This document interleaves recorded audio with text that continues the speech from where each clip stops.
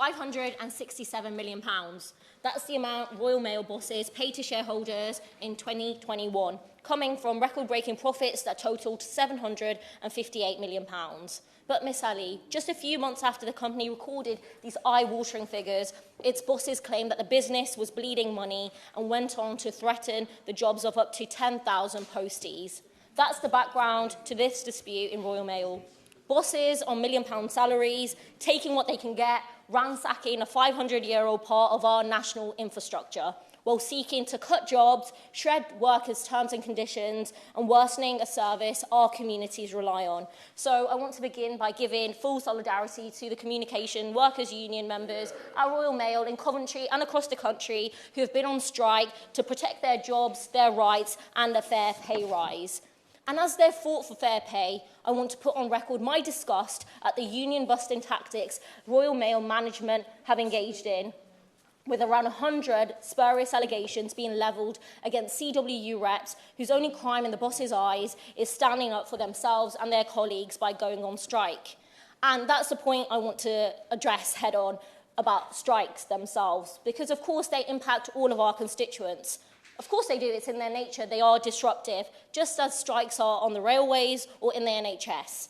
But when living costs soar, when everything else is going up except wages, when asking nicely doesn't get results, workers simply have no choice but to go on strike. So the real problem isn't workers going on strike, it's the rigged economy that the Tories have built that forces workers to go on strike. And Miss Ali, I think this point is catching on. You only have to look at the polls across the board. The public backed the strikers, from posties and nurses to teachers and rail workers. And even if they're not taking industrial action, people know that striking workers want what they want for themselves, which is fair pay, decent jobs, and affordable bills. They want basic rights. They're not asking for much, and they've had enough of losing out, while people at the top have got richer and richer. And we know that this isn't new in the Royal Mail.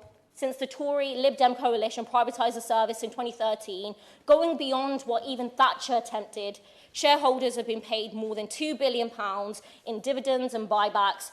Bosses' salaries have skyrocketed, but services have declined, and workers' wages have stagnated.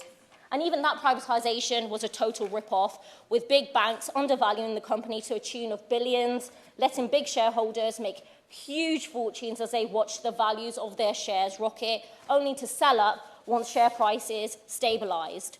And now, after nearly a decade of privatisation, Royal Mail bosses want to end the service's universal services obligation, risking a service that caters to 32 million households and has existed for more than 500 years, replacing it with yet another gig economy company.